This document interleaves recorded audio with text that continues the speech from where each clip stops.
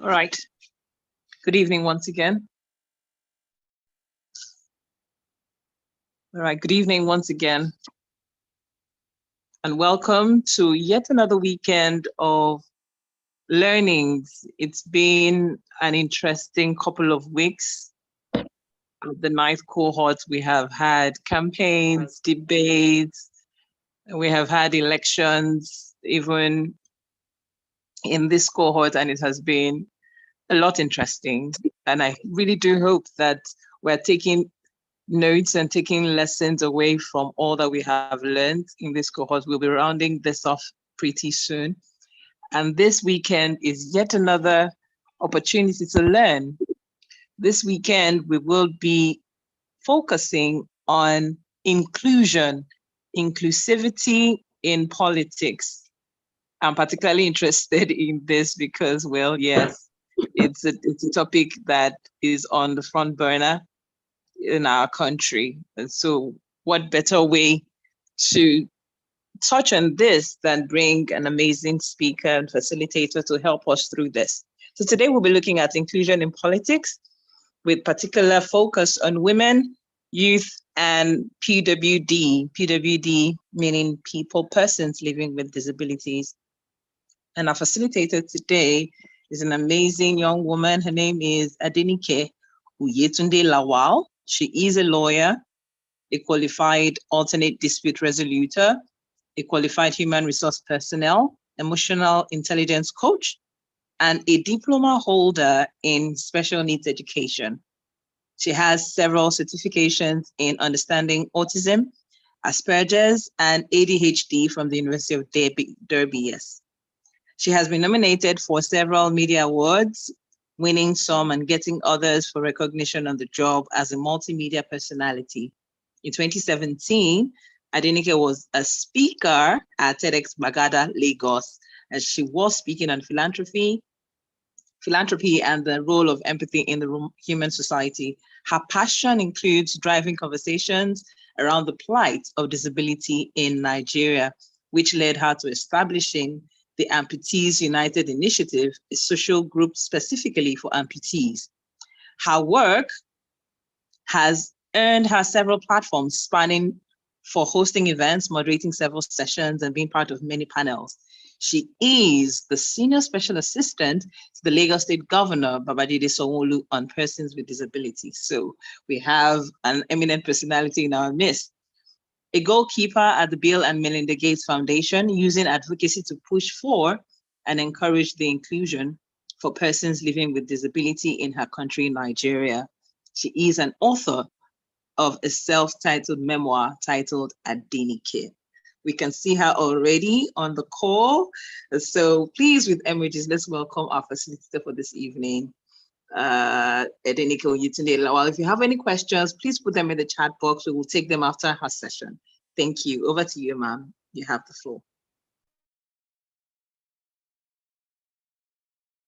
Oh, we can't hear you. You're muted. Okay.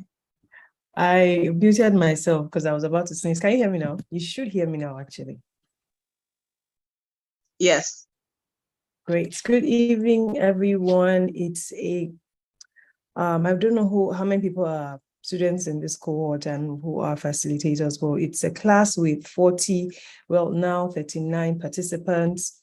And thank you again, Miss Lisa. Thank you for reading so, your pronunciations. I just wanted to sleep and just, have you read a book to me.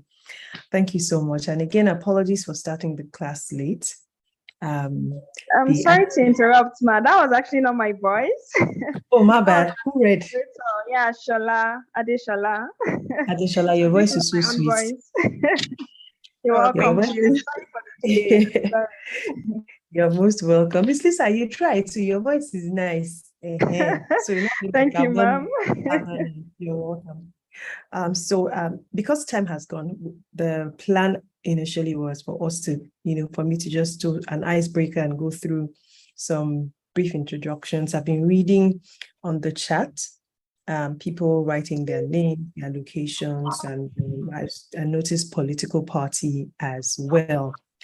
We have to get right into it, and we're talking about inclusion youth, women, and persons with disabilities.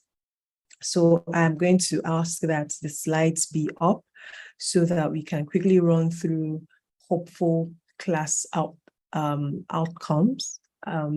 At the end of this conversation, my desire is that, we can have a few things, agree on the things that we have learned during this discourse. Maybe not particularly learned for quite a number of us, those of us who know it, but at least basically some things that we have visited on this journey. Again, my name is Adenike Oyetunde Lawal.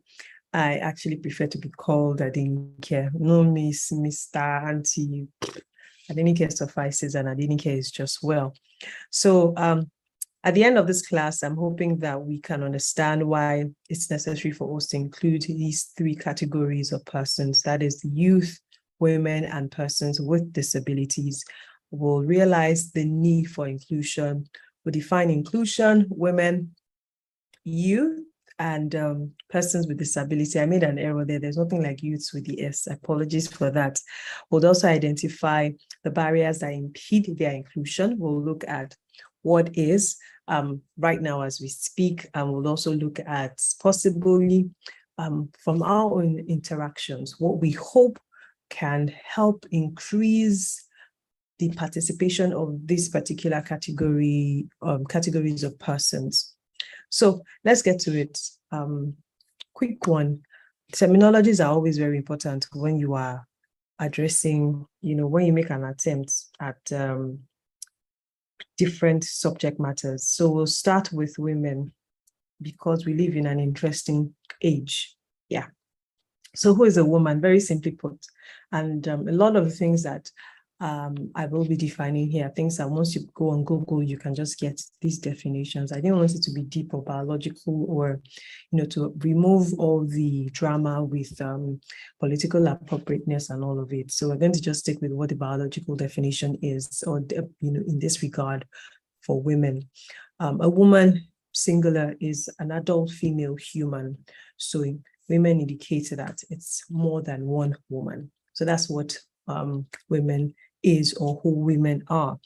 For youth, it's very interesting because, before I started to pay attention as much as I think I'm paying now in the political space, I remember, seeing youth leaders from different political parties and wonder, why are they so elderly? Why are they this? Why are they that? I wasn't at the 35-year mark at that time. Now that I'm at the 35-year mark, I'm like, are you saying that exactly? So the definition of youth, varies from clime to clime, but according to the United Nations, youth is best understood as the period of transition from dependency of childhood to adulthood's independence. Simply put, from teenage years, younger years, to when you have now become an adult.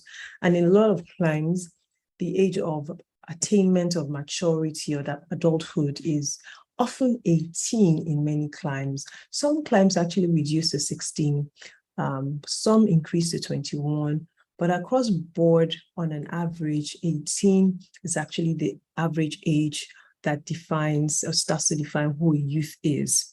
And the United Nations uses the term youth and young people interchangeably, and statistically, it means that those between the ages of 15 and 24. However, like I said earlier, member states define this age range according to their own depiction. People define it, which is why when you look at a subject matter like maybe rape, for instance, or consent, you realize that in certain climes, locally and internationally, we would usually have the federal law, the law that applies across board in a particular geographical definition, which AKA country. And then you begin to see, state laws. You see where the states now start to domesticate these laws. So that's why in our own situation, once the bill becomes, legislation, it becomes an act, and then for the state level, it becomes a law. So you have the Child Rights Act federally, and then you have the Child's Right Law. So here, again, member states, about 190 of those states are members of the United Nations have agreed predominantly that the age for attainment of youth, varies from climb to climb, but a lot of the time it is 15 to 35. Now, youth in Nigeria includes citizens of the Federal Republic of Nigeria aged 18 to 29 years, according to the new Youth Policy 2019. However, the African Youth Charter recognizes youth as people between 15 and 35. So far we have spoken about United Nations, we've spoken about the African Youth Charter, and we're now talking about the Nigerian factor. So 3 different laws, 3 different ranges, but everything falls between 15, 17, 18, 19, up until 35 in most cases. Hardly have I seen so far where any climb increases from 35. And that's not saying that once you are above 35 or 40, you have now attained elderhood. No, that's a different conversation altogether. So for our discourse, please note that the not too young to run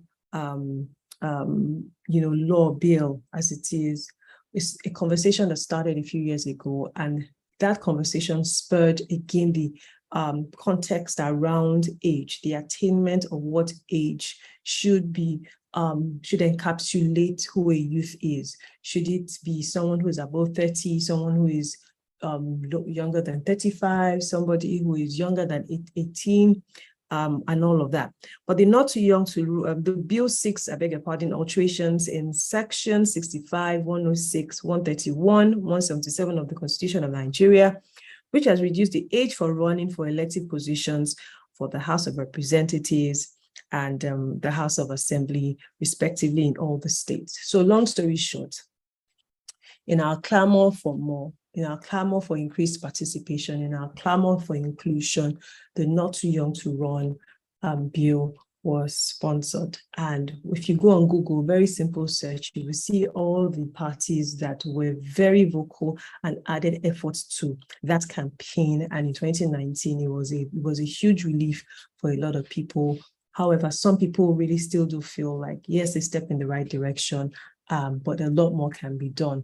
So what it meant is that, you're under 30, you can contest for different positions. You're under 35, you can contest. You're under 40, you can contest. And this is very contextual, because back then, we remember that when people talk about youth participation in politics, you hear people say, oh, during the military era, so and so person had already attained the status of general, and he had not even gotten to the age of 35. This person was already the Minister of Defense, and this person was already the head of the armed forces. That person was already the head of the Navy, I beg your pardon, and this person, it differed from place to place, it differed from season to season, as well as era to era. But one thing that Not Young to Run bill has now done is, yes, it has become attainable in terms of age for a lot more people than it used to be. And our hope back then and still now is that it would encourage more youth participation in elective positioning, to run for office as the case is. But you and I know that so far, especially what you have learned during this cohort, is the fact that outside of the age attainment or not, there's a lot more that is involved when we talk about youth participation in politics. So that has to do with youth. Now, persons with disabilities. Now, it's very interesting because I'm a person with disability. I don't know if you can see my crutches somewhere here. I'm an amputee, and prior to turning 20, I had never paid attention to this category of persons. Never. I seldom remember seeing persons with disability, particularly persons with physical disabilities. Now that I'm inching closer to my 20th anniversary, on this journey, I now find that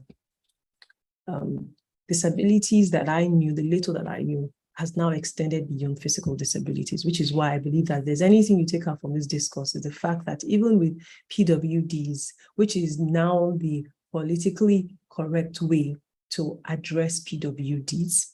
However, and this is very important, I want you to listen very carefully. When you find yourself in a gathering with PWDs and you are unsure how to refer to them, it is ideally accurate for you to ask how they want to be termed.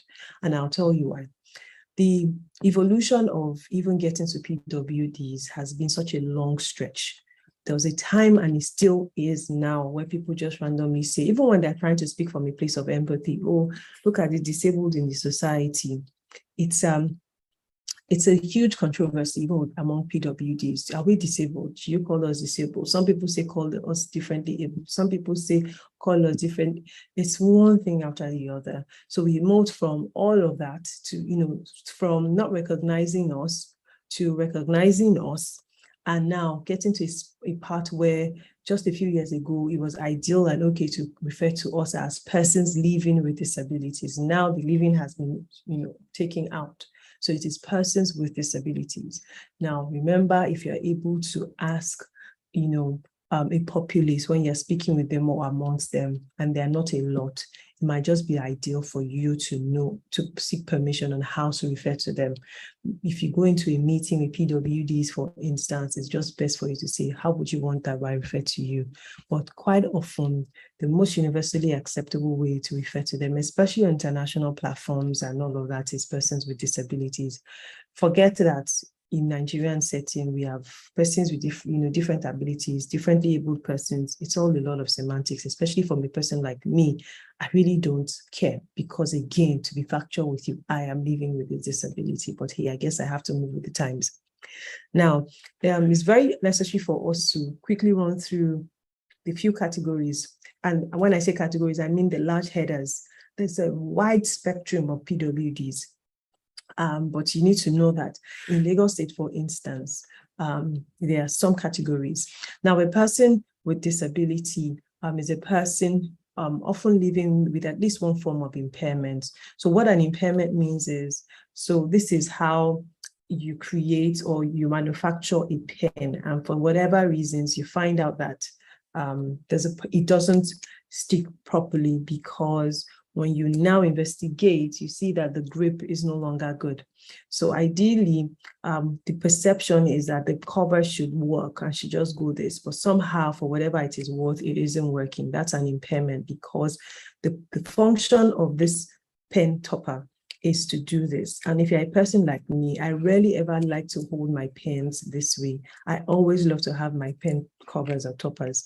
And that's also to protect my bag, to protect my pockets, to protect wherever it is I put it, and sometimes to protect even my hands. When I'm writing, my hands I always find a way to stain my hands. So when there's an issue with this cover, it means that this cover has an impairment, because ideally from what we are used to and what it is that we often attribute as the functionality of it, it is unable to cover. Okay, that is what an impairment is. Now, in Lagos State, as I was saying earlier, there are a few categories, and I'll quickly run through them. Persons living with albinism, aka albinos, persons with physical and health disabilities.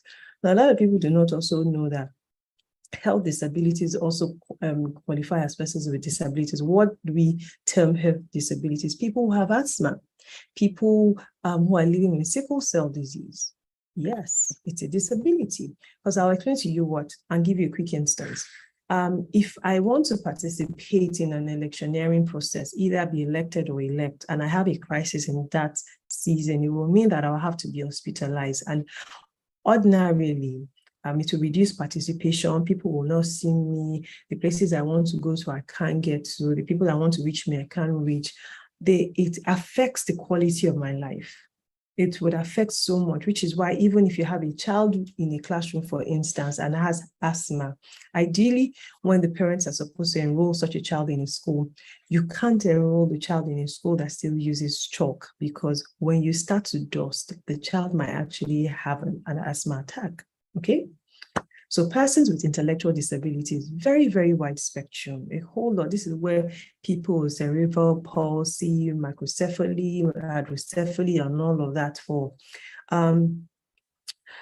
Persons, I can't pronounce this one. That's why I just wrote the colloquial term dwarfs. Yes, dwarfs also fall in this category. Spinal cord injured persons, visually impaired persons, blind persons, hearing impaired persons, deaf persons, and people living in leprosy. Now, as with the terminologies as well, it's very necessary for me to use this opportunity to educate that a lot of people also struggle with the fact that when people say they're visually impaired, but having explained to you what an impairment is, a person that has low vision, a person that has lost sight, a person that can't see far, a person that can't see near, those are impairments, to be honest. And for that reason, such people suffer from visual impairment. Okay? Yeah. So I've been able to explain to you the three terms of individuals that we are dealing with in this discourse. The World Health Organization, WHO, estimates that about 25 million Nigerians are living with at least one form of disability or the other. And the most common of these disabilities are visual, hearing, physical, intellectual, and communication impairment. I'll quickly touch on communication impairment as it concerns election and electioneering and electoral college. Communication impairments are in two folds, language and speech. Language production involves a lot of mechanics, from inhalation to phonation to articulation and all of that. With voice production. With language, it's a lot. You have to understand what the person is saying. The sender, your brain has to internalize it. It has to interpret it and then has to equally respond back. Many people do not have that facility. A lot of people in the intellectual disability space kind of suffer from this, which is why even people who do not have intellectual disabilities, some people who have mild physical disabilities, also fall into the category of having communication disability. And then imagine going to a polling unit where you cannot articulate. You are, ideally, you look okay on the outside. You have two hands, you have two legs, you have this, you have that. And somehow, it's not that you can't speak. By the way, deaf and dumb is not an ideal terminology. It's not that you can't speak. You're non-vocal, for instance, or you're non-verbal. And people have to take a lot of time and patience to hear you. A lot of people living with cerebral palsy fall into this category, okay? And it is necessary for us to understand these intricacies, for us to realize the extent of why excluding them is costing us so much and what various categories exist. In 2019, for instance, the president signed in a Discrimination Against Persons with Disabilities Prohibition Act, and the law provides for full integration of persons with disability into society and prohibits discrimination on the basis of disabilities. In Lagos State, for instance, as far back as 2010, there's a special people's laws that provides for so many things. I forgot to bring that out. I should have brought that out and just flung it, just showing you what it is. I'm mentioning all of this because it builds up to the fact that ideally and on paper, persons with disabilities cannot be exempt from electioneering in its entirety. Now, Nigeria is a signatory to international instruments on the rights of persons with disabilities, such as United Nations Universal Declaration Rights, International Covenant on Civil and Political Rights, UN Convention on the Rights of Persons with Disabilities, Continental Plan of Action for the African Decade of Persons with Disabilities, and on and on and on. Section 56 of the 2010 Electoral Act, as amended, guarantees rights to the full participation of persons with disabilities in Nigeria's political and electoral processes. The 2019 National Persons with Disability Act has gone further to prescribe penalties for failure to guarantee the rights of persons with disabilities. So this is just a run through, and it's necessary for us to do all of that.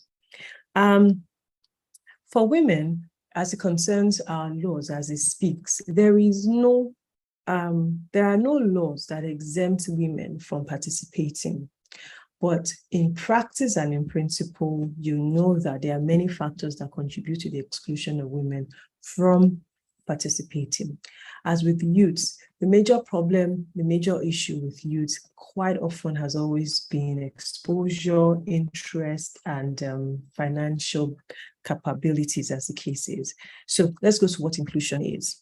Inclusion refers to the act or practice of including and accommodating people who have historically been excluded because of their race, their gender, their sexuality, their ability. For our discourse, we'd only be looking looking at ability or otherwise. Because again, we don't have all the gender sexuality argument discourse here, at least legally in Nigeria.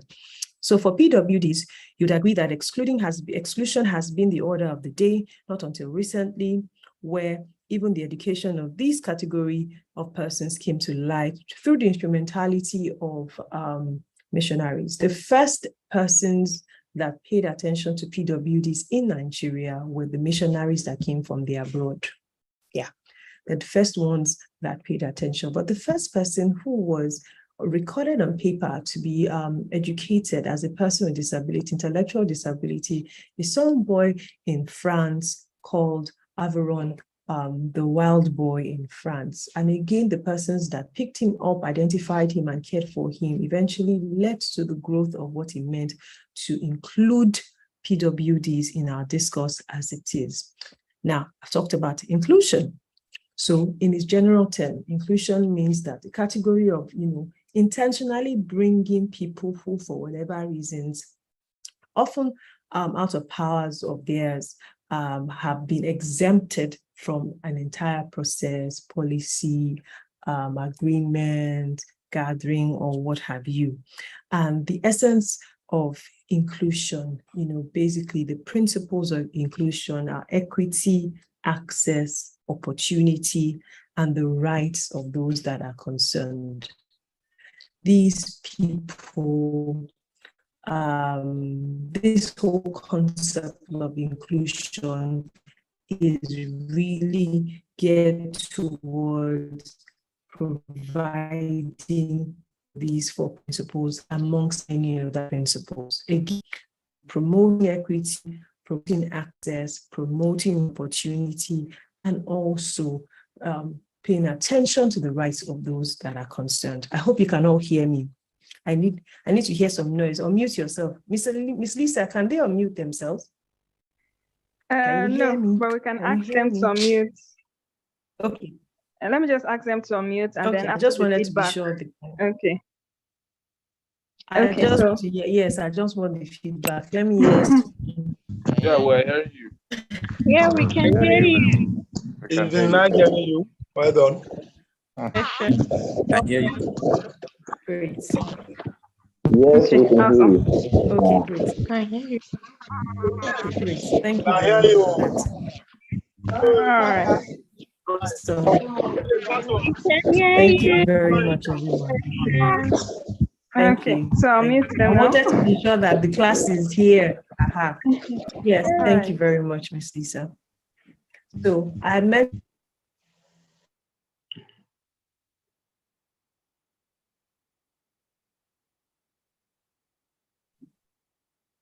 I'm so sorry, I muted myself, in error.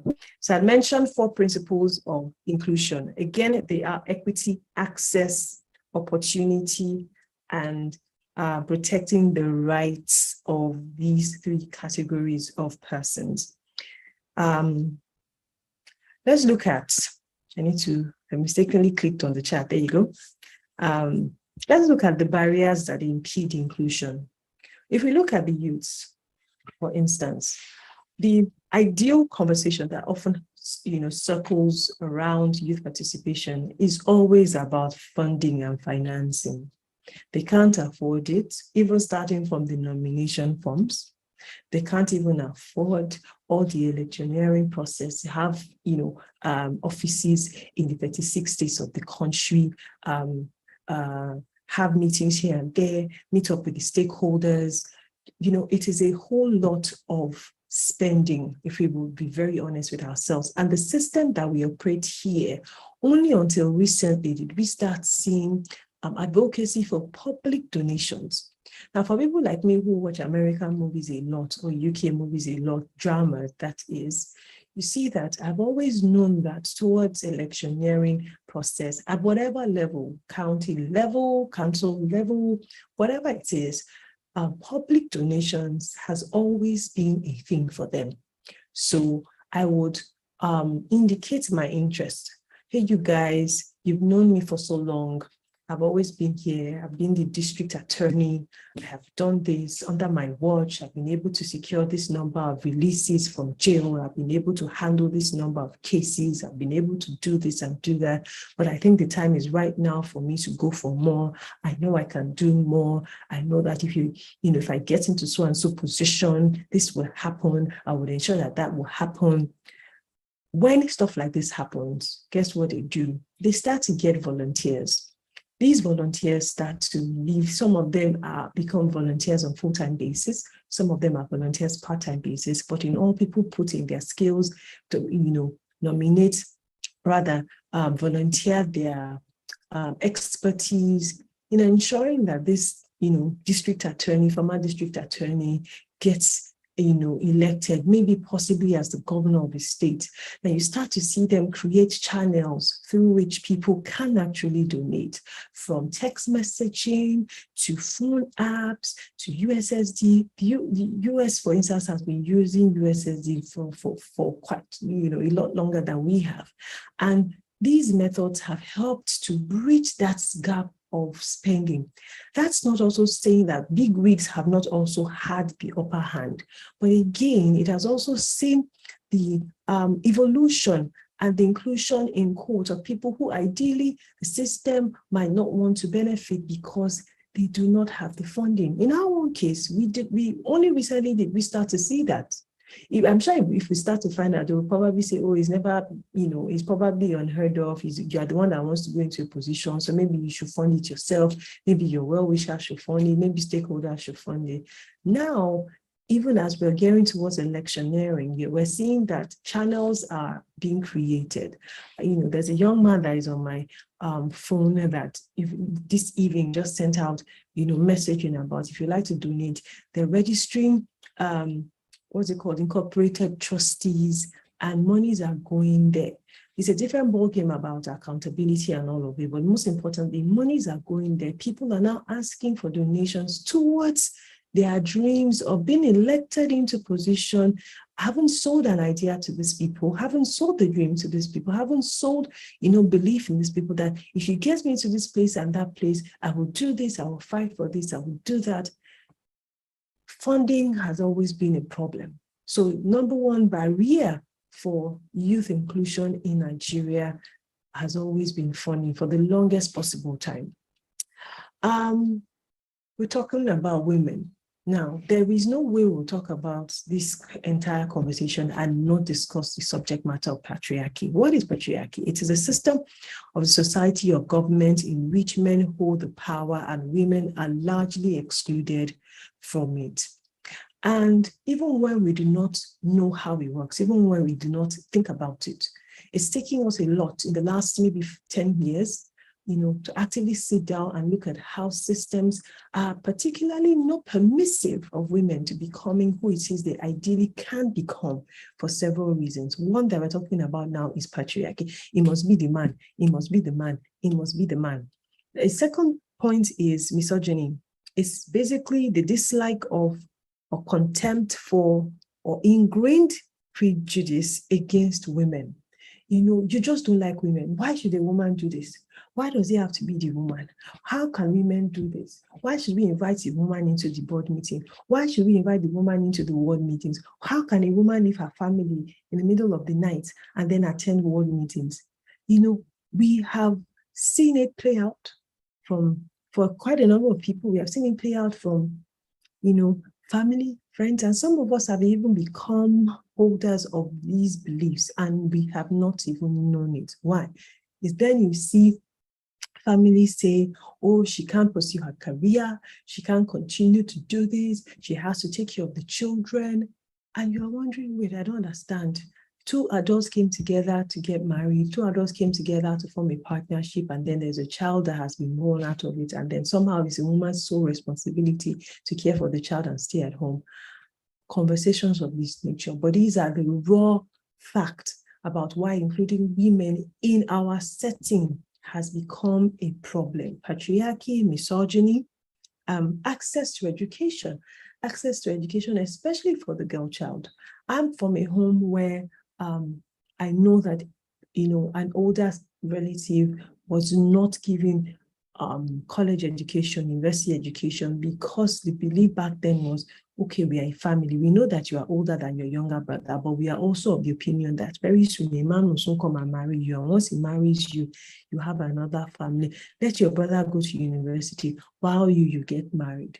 It plays out, and it even plays out even in politics. Only recently did education not start to really matter. But again, you see it battering in places that, that matter, in rooms that matter, in conversations that matter. The Prime Minister of Finland, I remember when she was trending recently, I actually took my time to go and read up on her. What kind of degree did she have? How old was she? One of the most fascinating things about her for me was early participation and interest in the whole electioneering and politicking process. Is one thing that no one can steal from her. She studied a different course, and now she is a prime minister, a young one at that, and running a country that is doing exceptionally well as top 10 or top 15, top 20 at the most across the globe. Access to education. Educate a girl child. We hear people say it, but I promise you, I've seen it play out so many times. If you educate a girl child, an entire generation is transformed. And very ideally, minimum of about 2 generations are completely transformed, which is why in the whole Jackpot scene, for instance, when our aunties used to do it, once one auntie gets into the US, give her a 10-year window before you know her brother has joined her, before you know her younger one has joined her, before you know she has helped her auntie file, get into nursing in the US. Once you educate a girl child, it is proven, there's research, you change at least 2 generations. Weaponization of poverty. I'm not sure I need to speak a lot about it. Poverty has been so weaponized, which is why so many things are not happening, even with, as it concerns PWDs.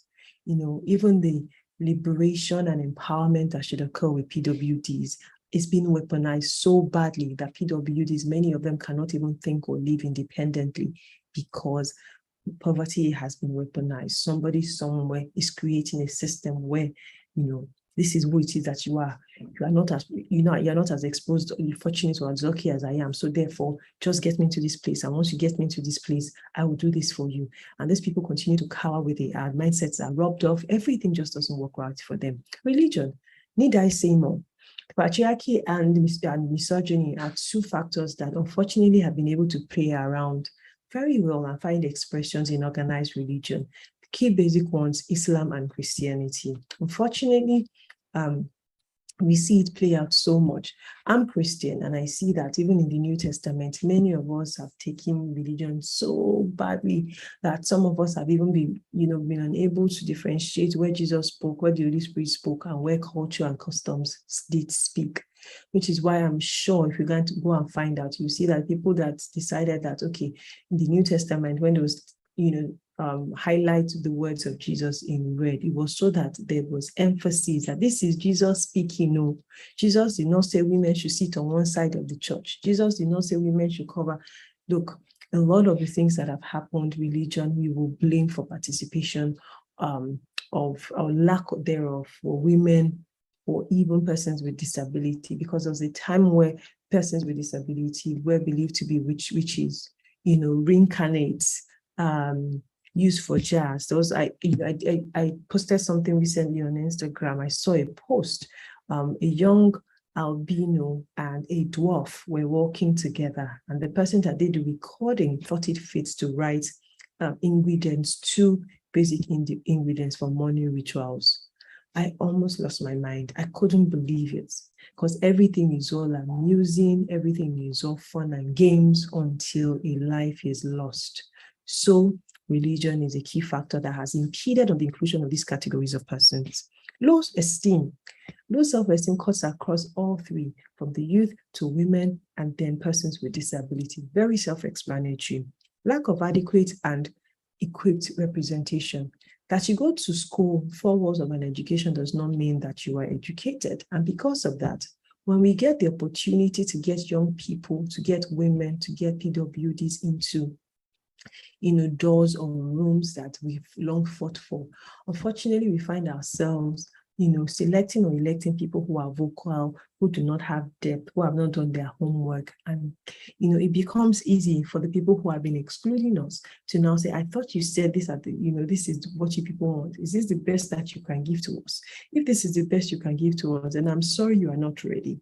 So our focus is not just getting into the room, but also getting people who are equipped, people who are, adequate, as the case is. Do not forget that I have not laid emphasis on people who have educational qualifications, because really in developed climes, these things do not actually really matter in comparison to the substance of the individual. Lack of vision or lack of succession plan. So if you look at the new NBA leadership, Nigerian Bar Association, I took my time, and I remember asking someone when I was, just doing small investigations, I said, who do you think I should vote for? I remember someone said to me that, do you like Olumide Akpata's regime? I'm like, oh yeah, there are a few things, policies that he did. He shook a lot of things. He questioned authority. He did this. Like, okay, so there's a person that has been under his tutelage, and our desire and hope is that this person continues to further and fan the embers of the things that Mr. Akpata has started. And for that reason, they're going to give this person the vote. The person sold me this idea, sold me this, showed me this, showed me that. I'm like, okay, at the end of the day, we can only guess and hope that these things, and boom, I voted for who I wanted to vote for. Why? Because I believe very strongly in the vision that Olumide Akpata had started. And I'm hoping that the person that has now taken over the reins of Nigerian Bar Association will do even far better than he did. Again, because I was able to get authoritatively that there was hand-holding, there was tutelaging, and there was mentoring. So that is what succession planning means. We do not have it. Many women, unfortunately, when they get into those places, very rarely are they able to tutor, mentor, and guide younger women.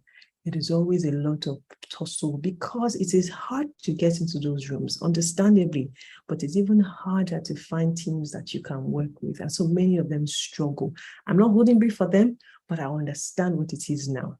Okay, so lack of vision, lack of succession plan has impeded our growth for youth, women, and PWD inclusion in the entire political process. Lack of interest and lack of interest. I said it earlier.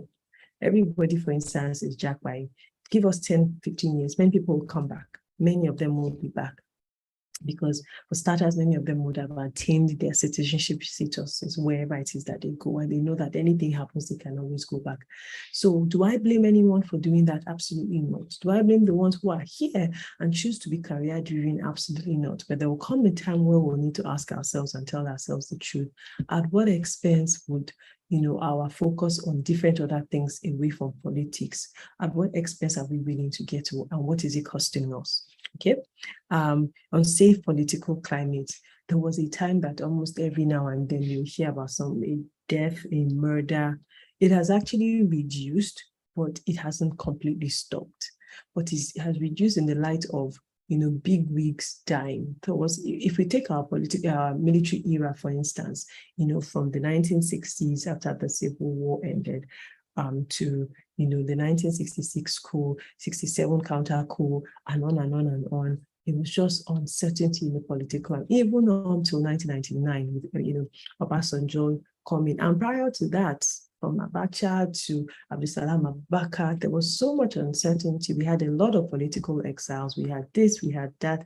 Now, as much as we see it, the nature of the unsafe and unsavory political climate has changed in the light of social media, lack of tolerance, bullying, online bullying of people not supporting the candidates that you want. But the fact still remains that you cannot compare, because we haven't thankfully seen as much deaths as we experienced back then, especially deaths of public figures. Accessibility to polling units. That is very self-explanatory, especially for persons with disabilities. Now, if you go to the polling units, you will see that I've observed a few elections, and a lot of the polling units, because of our climate again, are not accessible. High pavement, you can't get there. you have to jump a gutter. It is endless. There are just so many things, and it makes it harder for persons with disabilities to get there. The materials for voting are not even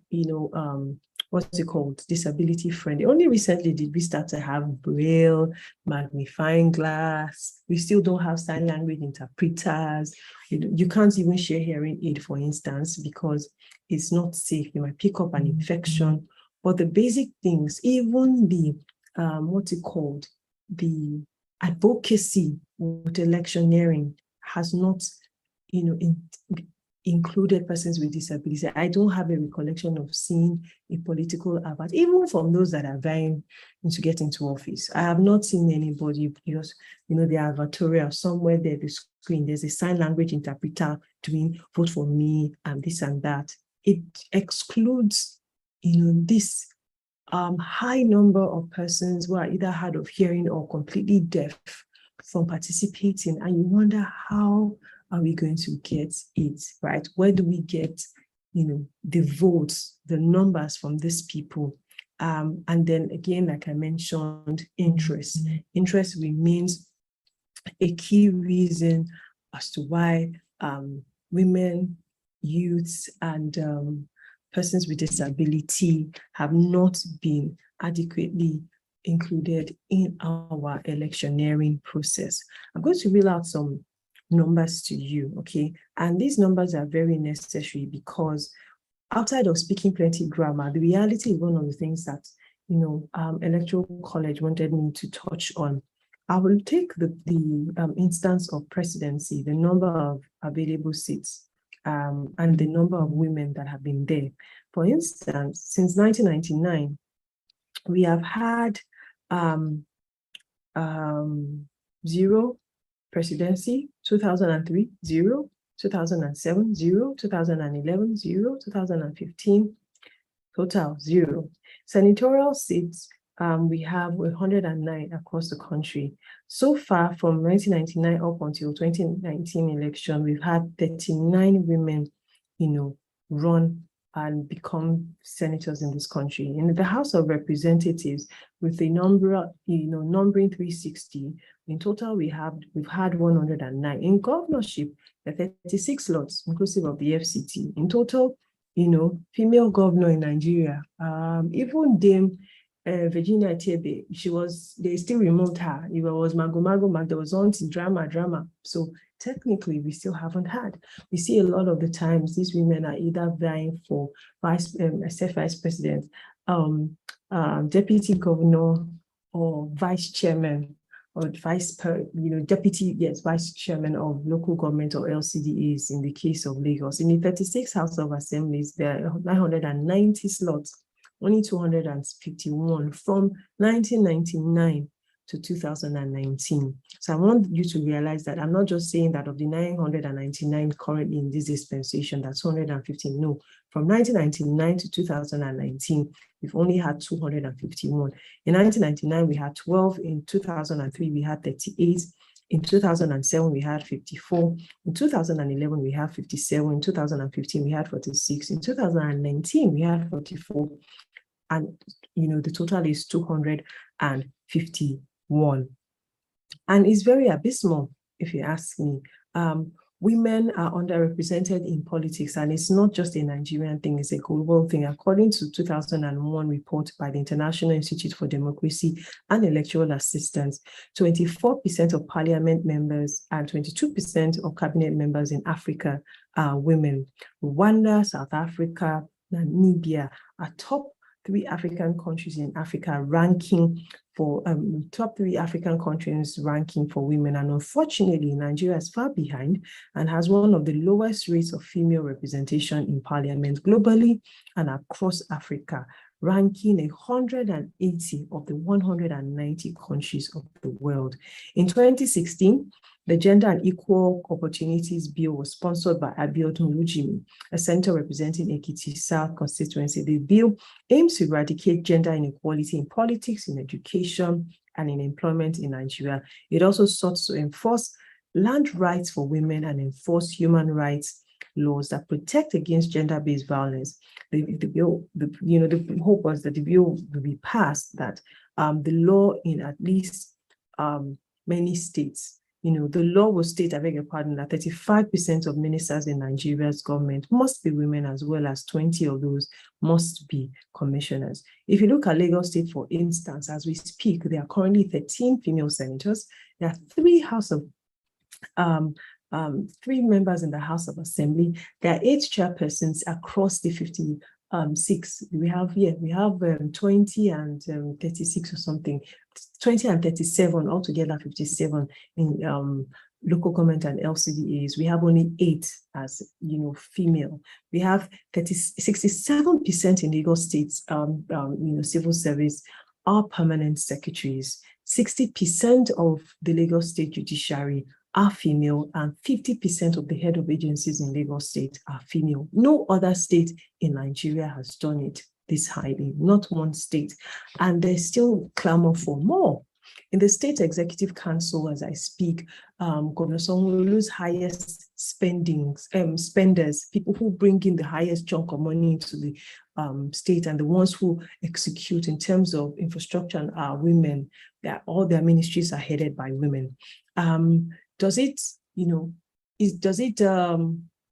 it a good practice? Absolutely. But can more be done? Yes, especially in youth and PWDs. In his administration, for instance, he's had one of the highest numbers of youth appointments. And the usual clamor for people is, once you get the youth now into the system,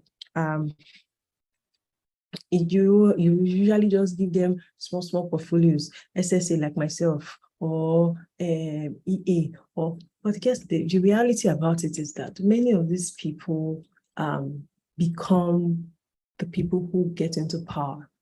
Even Governor Sanwo-Olu, for instance, has been in government since 2002. If you sit down in Lagos and use Lagos as a case study, almost every single one of them has been in the civil service. So it means that early participation and interest in the process, actually, for those who continue to push, those who possibly are, excellent and can churn out quality, become the ones that the parties eventually fly as, the party, flag bearers here and there for different positions, as the case is. So I have spoken about barriers. I have spoken about where we are as a people, and just, quickly breeze through Lagos State, because to be honest, I don't know any other state that has the data, and I've tried, so I will just stop in my Lagos State, but it would be great for me to hear from you, especially as a talk. I would love you to mention to me, what you think the barriers have been for the participation for youth, women, and PWDs. I really love if you don't repeat any point I have raised because of time. I'd really like maybe 2 or 3 people to share with us what the barriers have been, and maybe another set of 2 or 3 to share with us what they suggest the way forward can be. I have way forward here written. Okay, it's already posted. I wanted to say I have it written. I didn't want to share it, but it's fine, no problem. So any takers? Billy, I can see Mr. Billy Nang Paul has raised his hand. So please, Mr. Billy, go ahead and share with me. Let me know which part you want to touch on, the barriers or the way forward. And every speaker has 1 minute so that we do pa. Please go ahead, Billy Nang Paul. I like your name. There's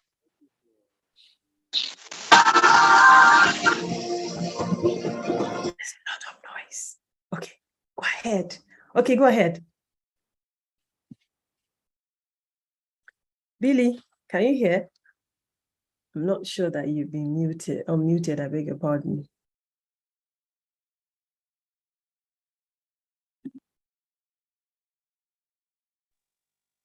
Miss Lisa, what's going on with Billy? Okay, I think his network is probably noisy. Okay, let's go to Sharon. Sharon. Yes. Please go ahead.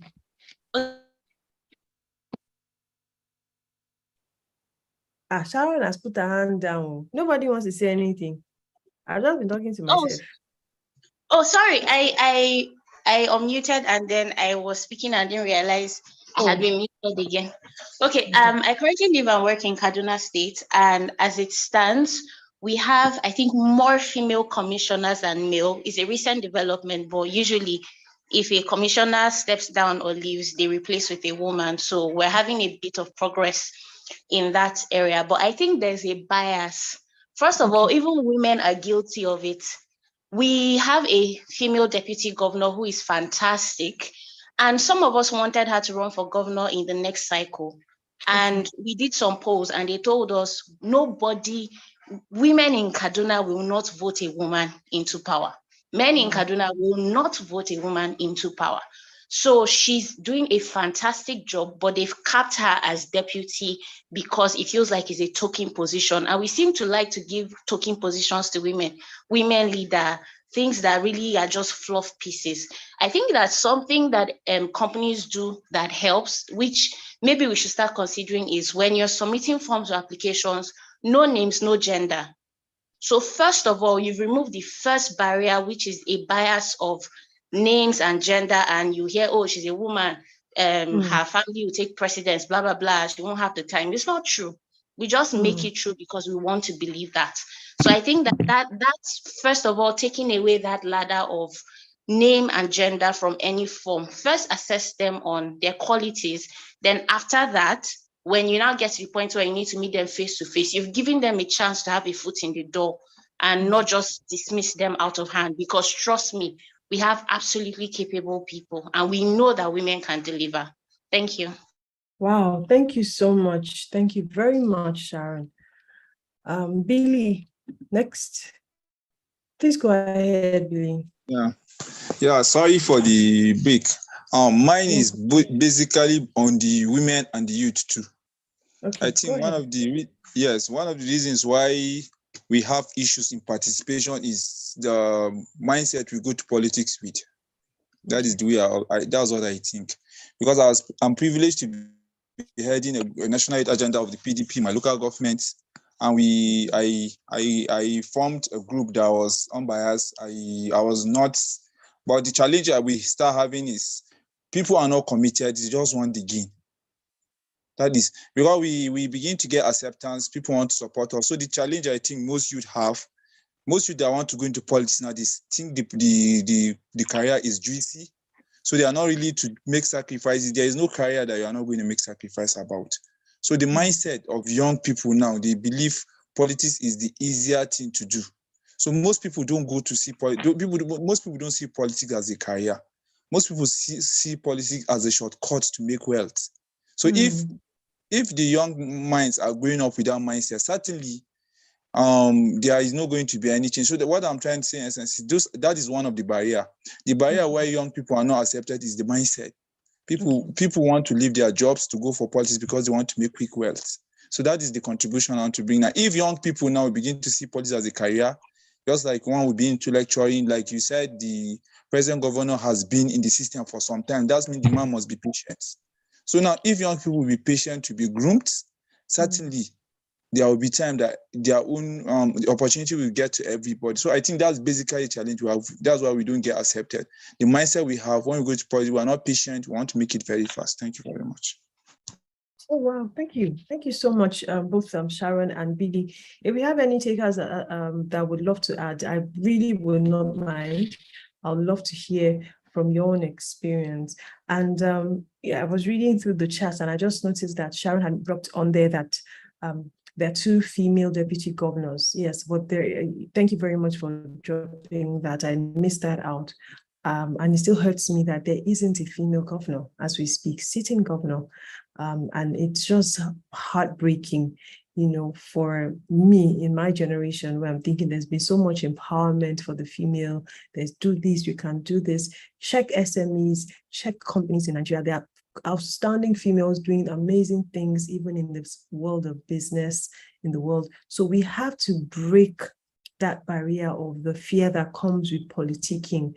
And one of the things that I realized from experience, and we chat with people who have families of their own, is the belief that a woman cannot have it all. It's always very subjective, I'll be honest with you. Work-life balance, is it a possibility? Maybe not, maybe yes. But we have seen women who ascend stages, who first and foremost, in moments where they are applauded for recognition or given awards, the first things that they do is they first and foremost give honor to their caregivers. They're very specific, and they say, without the people who care for my family, without the people who support me as I care for my family, I will not be here. And it's a huge sacrifice. We see people say, oh, you don't spend time with your children. There are many women today, as I speak with you, who are not spending as much time as they ideally would want to, had they been, stay at home or work from home mothers. But they are working and they're spending as much time as they possibly can with their children alongside their partners. So it's a lot of demystifying and breaking myths. The myths of, oh, you know how we see it on social media, no woman is going to cook for my husband. It's okay, no woman has to cook for your husband. You and your husband will find a way around it. It means that your husband will not be eating fresh soup every day. If he wants to eat fresh soup every day, maybe his mom will come and cook the fresh soup every day, because again, the reality of the economy is that in many homes, relying on one source of funding is part of where the problem starts. There's aggression, there's anger, there's pain, there's, what's the word? Yoruba call it aramama coin. You are so irritable, that's the word. Very highly irritable. Your husband is the source of the fund. You want to make your hair, you ask him. You want to buy sanitary towel, you ask him. You want to buy perfume, you ask him. There is nothing that beats economic empowerment, economic empowering, empowerment for the females, especially in a generation where conversations are now being had around the concept of free work, and people don't get it. When people have children and their parents come, your Igbo people call it omugo. When their mothers are going, they call Igbo man, traditional Igbo man, or the one who understands and values the effort. You see how he will pack things to give his mom, because what has simply happened is a woman catered for her children. Now she's being called upon. We call it always a blessing, but guess what it is? For many people, it is unpaid work. So people are now seeing ways how to, okay, we're able to buy mommy a cow. Mama, as you are going back to the village, you are not going to enter Ife Sinachio. You are not going to enter God is good. This car will go and drop you, and the guy will enter bus back home. We'll get car. Mama, this is our little gift. And this is especially for people who can afford it. Okay, mommy, thank you so much for coming. We can't buy you a car. Take, this is how much it is. My wife and I have been able to support you, to say, thank you for taking out time. Women work from home. Partners that can afford, to pay their wives something, because even if you get a house help, you will still pay the house help money. Do you understand? So people believe that once the woman is a work from home or stay at home mother, once the partner goes to work like this, all she's doing is playing. You set up a CCTV and see what it means to care for 2 children, what it means to care for a new child, and what it means for a female's body to heal. And it rarely ever heals back to what it was before childbearing. So these are some of the factors. Okay, I can see a hand up. I'll come to you, Carly, Innocent. These are some of the factors that we need to visit, sit down, consider. At what point in time will we start to tell ourselves the truth that the gross majority of people we see at Parent-Teachers Association meetings are women? Women that did not impregnate themselves.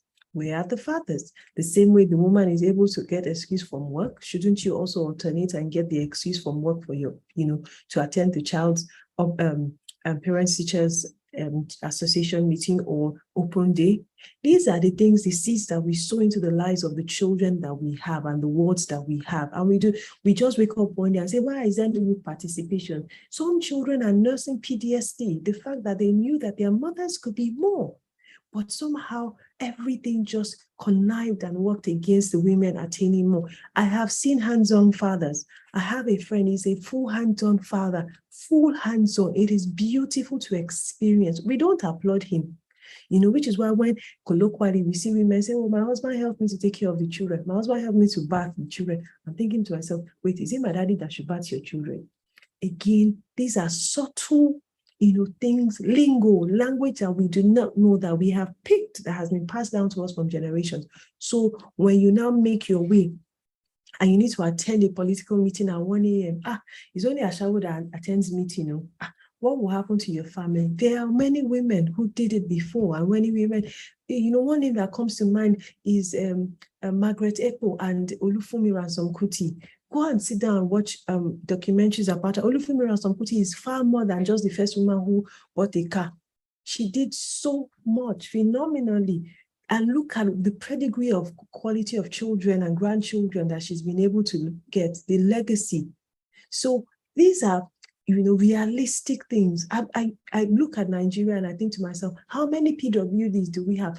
Lois Auta is one of the very few vocal that has come out to say, I want to become, a political, an appointed, an elected official. Give me the opportunity. I can do this. We need to tell ourselves the truth, okay? And we need to visit it. I like that Sharon highlighted problem, and she also gave solution, as well as Billy highlighted and gave solution. So Kalu, Precious, and Ifyok, in 1 minute each, it'll be great, or maybe a minute and a half. It'll be great if you highlight problems and also make suggestions as regards way forward as we begin to wind down the conversation this evening. So I'll start with Kalu.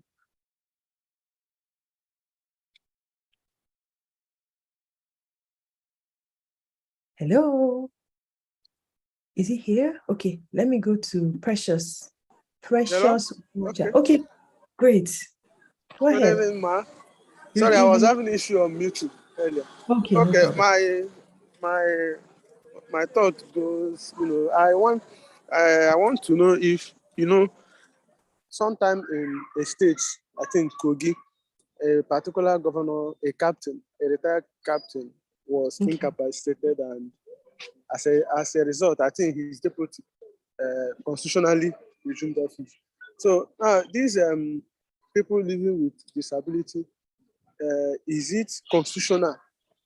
Is it legal for them to assume position, or is there some specification in the incapacitation, or is there specification? One, and then in a country like Nigeria, where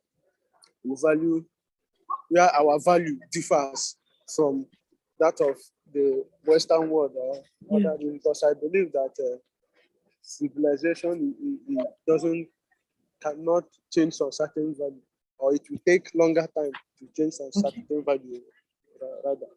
So now in a country where we believe that a lady should be under the leadership of a man, having a lady at some strategic positions like a governor, the president, for instance, having a lady as the president of Nigeria, don't you think it's going to alter the Nigerian value system, the Nigerian ethics, some moral and some value? Or should we only focus in campaigning for ladies, women involvement in a particular level of governance, and leave the other level? Thank you. Okay, you're welcome. Ifyok, yes, I'll get to your question. So let's Ifyok speak. Please go ahead, Ifyok.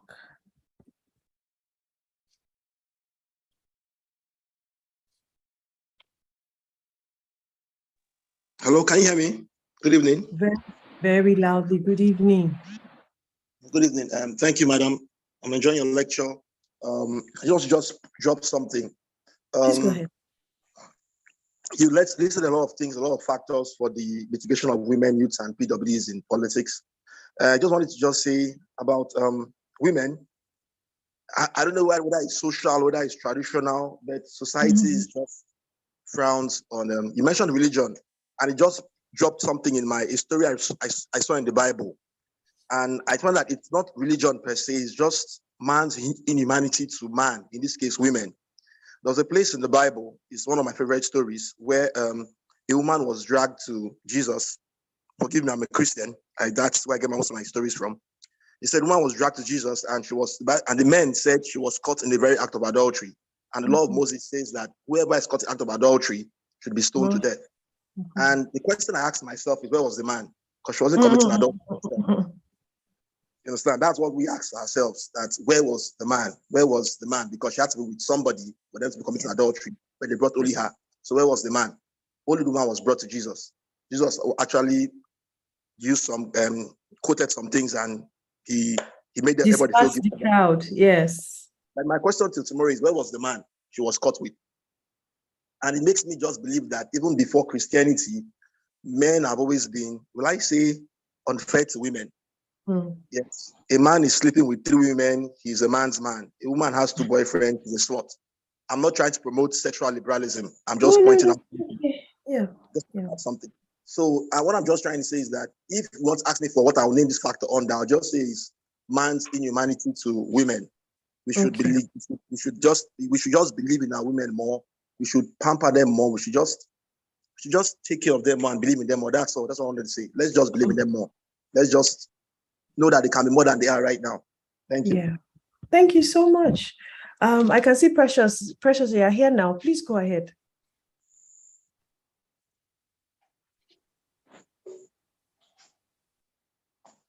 Precious, are you here? Oh, I think you're having issues, network issues. Again, thank you, Sharon, Billy, Kalu, Ifiok, and well, we're hoping we can get through with Precious.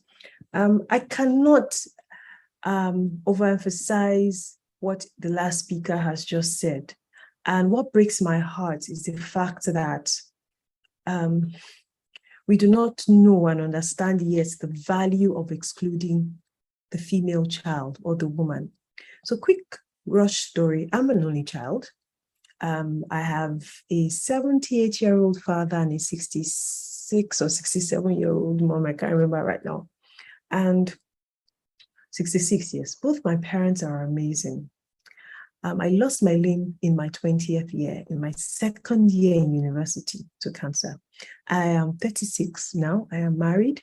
And I promise you that if there's anything that has been very easy for me to say when people ask me how, I say the value and the essence of my relationship with my father exemplified to me why nothing I placed my heart to do was impossible. The value of excluding the female child from everything is what is costing this world a lot. I gave an instance of empowering a female child and education, and I didn't give that instance as mere gist. It is factorial. There is research. There's research that has been done by Melinda Gates. There's research that has been done by the Bill and Melinda Gates Foundation as to the effect of education or empowering a female and the quality of life of every single individual in one family. Now, we talk about morals. I'm a lawyer. There would always be a fight between what is law, what is legal, and what is moral. There's always that dichotomy. Time immemorial, it will be, it is now, and it will forever be. It is really as simple as that.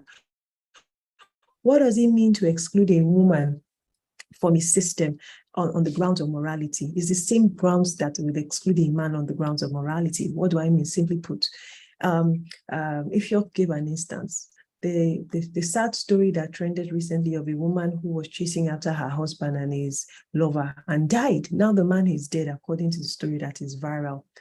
Had the man not died, I promise you, in such a short window where he desired, he would have gotten married. There are practices that are intentionally hindering women, practices for inheritance, practices for death. Women still drink the bathwater of their loved ones. In 2022, I kid you not, I know a lawyer who died in 2018, 2019, a lawyer based in Lagos, popular, and he was very popular and was always on radio stations and television stations. When he passed, the very next day, his brother showed up at his house and were about to dispossess his wife. His brothers, a lawyer. He had well over 20 years at the Nigerian Bar Association. When we do not protect the interests of the people that we love, knowing full well the environment that we live, it becomes even more sad because your actions and your words must tally. If you love your wife and you know that you were born into a cultural practice that actually conveniently inherits the female at the death of her partner, the most ideal thing for you to do to protect your wife and children is to create a trust or create a will. Nobody can take away anything from them once you protect them. Once you protect her, once you protect them, once she has knowledge of the existence of that will or the trust, at the mention of your death, whether or not it is, oh, God forbid, oh, something happened, it was sudden, it was natural, you protect that woman. Your protection for that woman does what? It gives her leeway to protect for your children. That also in turn interprets to your children will continue to get the quality of life, and even more, your wife multiplies it. Start to take instances and start to look at it. When you give a woman empowerment, I know how it is when we empower PWDs, the females. It busts my brain, like we say, in the streets. My brain will just bust once I just see, say, this woman will we give this thing in 6 months has quadrupled what it is that was given to her. There is research to prove that once we exempt women from politics, from education, from empowerment, from economic empowerment, we are disengaging the value that she can add to the society. I don't understand, the argument about, what's it called? Can't a female become a governor? Morality. The same man that stole money, if that's where we went to get down to, the same thing that the woman is exposed to. But nobody hinders the man. Nobody squeezes the man. Nobody kills the man. Again, patriarchy and misogyny, where we intentionally exclude them because we think they are the weaker sex. We think they don't have brains. Have you looked at the women in my generation? Have you seen the quality of women? Now, guess where we are going to? We're getting to the point where the women are becoming so empowered that the men that they are getting married to, zilch, not much. Why? Because we have taken time to educate a generation of women who are saying, we will not be silenced. We will go for the position. We will go to Harvard. We will have our children if we desire to have our children. We will keep our marriages in the event that we want to get married, and we will still continue what it is because these things are possible. Men have been doing it time immemorial. It is not difficult for women. So once we see that, and if you have a female child and you're listening to me, I beg of you, particularly if you're a male, the best thing you can ever do to your child, which my father gave to me, is empowering that child, not necessarily with money. Education will give her the best quality. But you see, what you do to her mind can never be taken from her. There is no room I haven't set my foot in that I have no desire to get to. There's nobody that I want to speak with that I have not worked towards getting to that I have not been able to get to. Why? Because the first person that affirmed my power, the proudness, my beauty was my dad. He was the first person that told me, you are beautiful. I never waited for any man to tell me that. Not a single man. I am empowered. I am empowered. I'm repeating that again. I am empowered because I know the value of what it is for me to have my own coins. It doesn't mean I'm going to be saucy. I'm not going to respect, my partner. I won't cook when I can. One of the best things we can do for ourselves is to understand that there are no gender roles. Who cooks what food in what house does not matter. What matters is that people are nourished and nourished well. There is a man, when I was working on radio, I had a radio show and I asked, who can cook better, you or your partner? I will never forget one man that called. He said he cooks way better, than his partner, and his children love it when he cooks because daddy's food is sweeter than mommy's food. So they always say, mommy, don't cook. Imagine if in that household, the man is shouting, you are the woman, you must cook. I'm the head of the family. I'm the one that goes out. Everything is finding a rhythm, which is why now younger women who are desirous of getting married are understanding that there are conversations that must be had. I know friends who never saw their father help their mothers in the kitchen. I know friends who never saw their fathers help their mother with caring for them.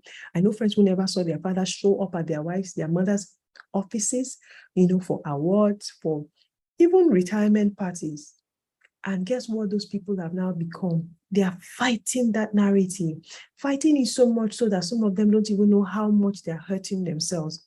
So it's about time that we sit down and ask ourselves, women that have done excellently well, my mind is flashing at all the women that are doing so well. I have so many of them around me in Lagos, economically empowered, glass ceiling breaking women who are on the boards of international organizations, who are who are in fintech, who are in economy, who are in healthcare. Dr. Ola Brown is one woman that busts my brain. That she used to own Flying Doctors, the very first across the African continent, did so well, has sold the business. Yesterday, I was watching a show. A woman started a company 5 years ago, 5 years, a media company. She has just sold it for almost $1 billion.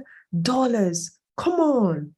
We need to wake up. We need to tell ourselves there is nothing about morality and women assuming these positions. If your wife is the one that is career driven, because yes, it's okay for you not to be career driven. You just want to go to your 9 to 5 and come back, make the money you want to do your, have a joint household. It's fine. Give her the wings to fly. Give her the wings to do so much. Exactly. Canva, my friend, is one of the only few Nigerians that is a Canva certified something in Nigeria. The lady who started the graphics app Canva, young lady doing, I can give you too many examples, my brother. Is it the likes of the late Dora Akunyili? I just read the book her daughter wrote, and my mind was reignited again. It is about time. I don't care whatever examples we have. Oh, Arumaute was there, Diziani Sialisi Namadwike, and then what? And the men that have been stealing for so long, has it changed because men have continued to be there? No. So there really isn't any statistics to show that if you put a woman in a place, she's not going to do well because of morality. It's the same reason why when many men see women are sending, the first thing they say is Ashawo. And now women are like, is that all you have? Oh, please, yes, I'm an Ashawo. Where's your proof? Many of them don't have the proof. I saw the book of accounts of a fintech in Lagos last month.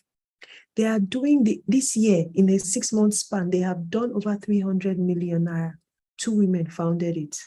Only 2 women.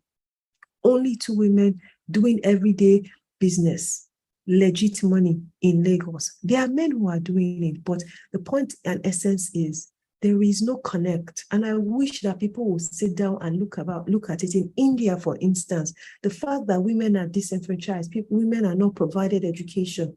Once you see a woman of Indian descent who is able to get an education and fly out of that mindset, does astronomically well. And I'm hoping that whatever it is worth, I'm not one who pays lip service. I'm not one who is mediocre because you're female, we should all vote for you. No. Which is why one of the barriers I mentioned earlier was the lack of what? Adequate and qualified youth. We must get women who are qualified. We must get women who are educated. And again, my emphasis is not on classroom education. The average happenings in Aba, for instance, that market, do you know how many women are thriving? Do you know how many women are doing well? Too many examples. So it's high time. Give that small chance that you give men and they are doing well. Just toss it at women, small. Let us see how, but let me see whether they go transform things. Your mind go blow because you know go believe. See, you call the one that say, sure, that's not my wife. You for just they relax, they chill. Because now she will call the baby, where you want to go? Holiday time don't reach. Baba, calm down. Men need to sit down. Many men need to sit down and say, okay, so if my wife begins to thrive and flow, even your sisters, even the sisters that you have, even the female friends that you have, even the female bosses that you work with, we have created a system where women know that the world is against them. So even when they walk into places, they are building up guards and they are just on their own, which is why we see many of them. So, and that is the role of therapy.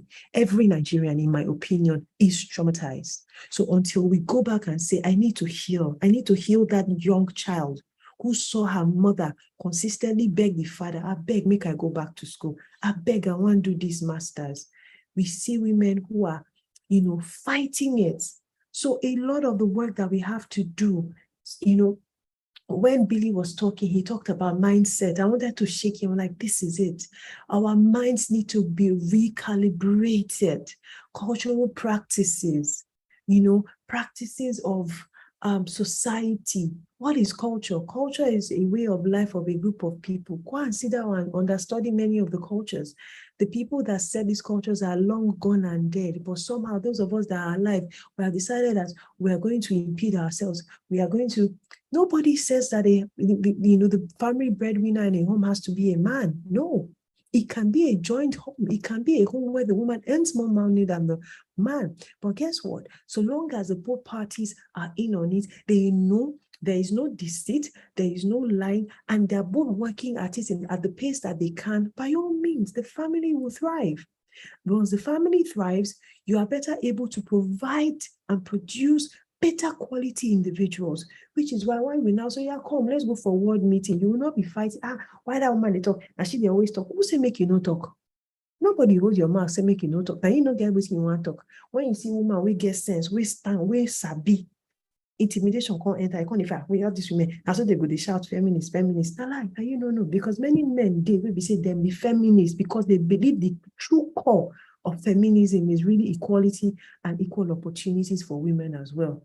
Ladies and gentlemen, oh my God. I think I've touched on everything. Where is it? I touched on Precious. I'm not sure we couldn't get back to you. If you're talking about social, the society, tradition, religion, and I like that he said is man's inhumanity to man. At the core of many things, at the core of the practices, remember that when Adesola was reading, I'm an emotional intelligence person. At the core of many things is trauma. Many people are so traumatized, they do not even know it. So because they are traumatized, we look at the world through our lenses. We look at the world through what this person has done, what that person has done. And I'm hoping for whatever it is worth that we will remember that when we're looking at people with disability, we will remember access to, materials for election, Braille, magnifying glass, where you can use loudspeaker, where you can use sign language interpreters, use sign language interpreters, where you can use Braille, use Braille. Affirmative action is in your policy. This number of people must do this for this. You must not, you cannot, if you don't have this number of females, inclusion budgeting. I heard that recently from Abosede George Organ, and I'm like, wow, yes. Companies are now budgeting intentionally to include disadvantaged people, and they include the elderly, children of nomads, people that keep moving from place to place, and persons with disability. Until we do that, we will not see what it is we're talking about. Working on our mindsets, working on access to quality, the quality that we're churning out. Abili talked about patience. And I'm glad, it's sad, but I'm also glad that now we're beginning to see that all that glitters is not gold. There's a story of a young man that's been training recently who's a robber in the US. And people are saying that, yes, there are people who can afford to throw big weddings. There are people who can do certain things. But again, do not be in a rush. Follow your life's process. You will get there. I like that Sharon talked about removing name and gender. Oh my God, that is so powerful. Because before you meet me, you have met me. You have seen the things I have done. You have seen the things I can do. You have seen the qualities that I have. You can see the things that I'm able to bring to your organization and your cause. And you can now say, this person, I like what it is that I'm reading. And I'm hoping that ultimately we can all see that someone said we should remove age too, because to be honest with you, which is why once they meet you, they're able to determine on their own terms if you're able to carry on the responsibilities.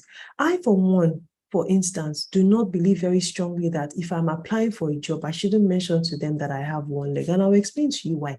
The nature of the job will determine whether or not I should disclose.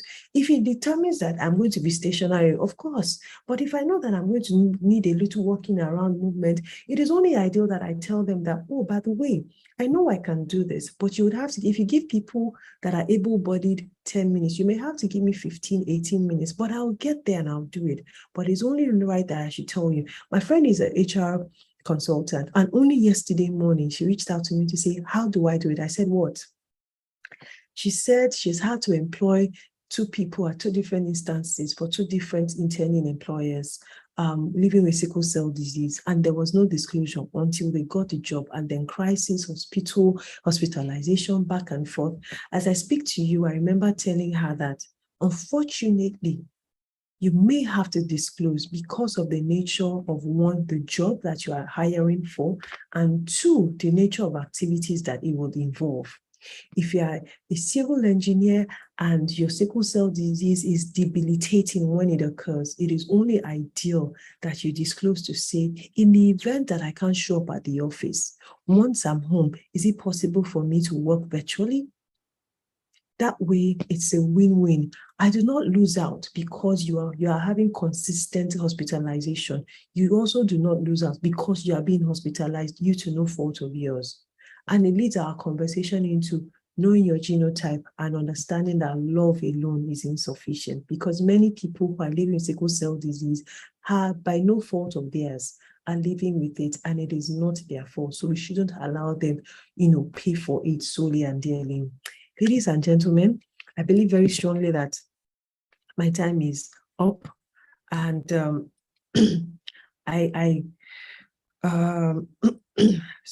somebody is calling me. I'm so sorry. Let me just send her.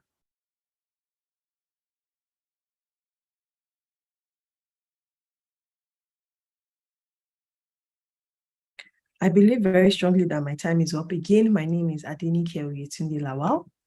I'm hoping that through this, we can see for a certainty that there's so much that we can do as a people, and the quality of what is costing us as we exempt many people for many things. We also have a problem of ageism. We just believe that once one person is above 50, they are senile, they can't think, they can't do anything, they can't. And it's such a bad thing. I hope that one day, one person at a time, we have better education, we have better exposure, we are better able to expose ourselves to the realities that is usually on a per case basis. I hope that you've been able to learn a thing or two. I'd like to thank the admin and management of Electoral College, who insisted, I tried to run away from this thing, who insisted that I take this. Thank you to every single person who has contributed. I see your comments in the chat. Thank you so much, every single person. Miss Lisa will forward to you the slides. There's some things in the slides that I can't share, particularly those chats. They are not mine, and it will not be nice for me to plagiarize. So we have also worked on slides that do not have those chats, so that nobody owes me. I got the information from 3 sources, and I want to thank them: from Inclusive Friends, from Elect Her NG, and from Women in Leadership Advancement Network. Thank you so much, everyone. I do appreciate it. My name specifically is Adenike Oyetunde Lawal, not Mrs. Lawal. You get why I put the Oyetunde Lawal for the front. Have a wonderful evening. I do appreciate your time. Miss Lisa, I hope I'm free to go at this point. Yes, thank you so much, ma'am. It's been such an insightful and enjoyable lecture. It's been so great hearing from you. You put so much emotion into what you do and your teaching, and it's very, very awesome. Thank you so much. We're glad that you finally accepted the invite. Don't tell them the gist. Thank you so much. It's so good to have you. Thank you, ma'am. All right, then. Have a wonderful evening, everyone. Yes. I think we can call it an evening now. Thank you for your time, Ma. Look forward to have you more. Yes. All right. Adeshola, I think you can just say the final closing. So we'll close. Our time is almost over. Adeshola, are you here? Okay, I think I'll just do the honors. All right, thank you, everyone. Thank you for attending the class. I'm sure you got value. Apologies that we started late again. It was due to some hitches, but thank God the class still went well. So for tomorrow, there will be no class. Tomorrow is Salah, work at the Salah to our Muslim faithfuls. There will be no class. Yes, but we'll have a class on Monday. Monday is a public holiday. So one of the classes that was missed last weekend, has been rescheduled for Monday. So we'll have a class on Sunday evening and Monday evening, but no class tomorrow. Yes. So enjoy your weekend, and I hope you're all set for the presidential debates and elections coming up next week. Yeah. All right. This is saying good evening from the Electoral College, and have a lovely weekend. Good night, everyone.